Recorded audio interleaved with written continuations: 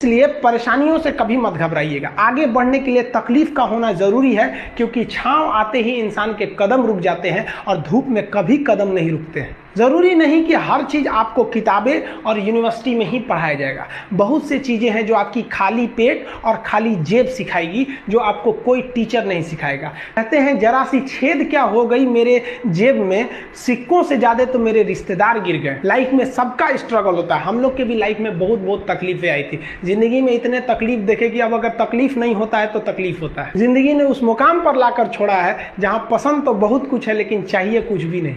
लोग कहते हैं कि खाली हाथ आए थे खाली हाथ जाओगे, गलत बोलते हैं।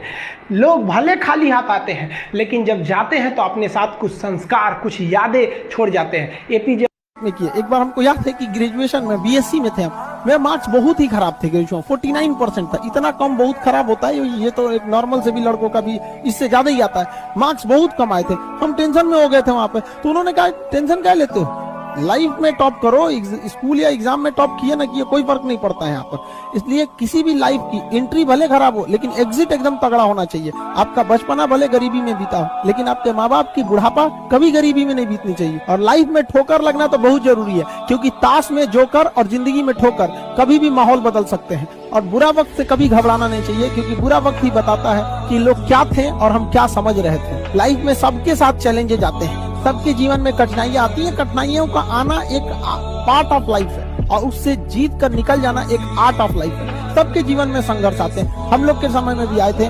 बहुत सारे लोग ठग के चले गए। हमको तो इतना ज्यादा ठगा गया कि हम पटना केवल इसीलिए रुके कि हमको घर जाने का पैसा नहीं छोड़ा था।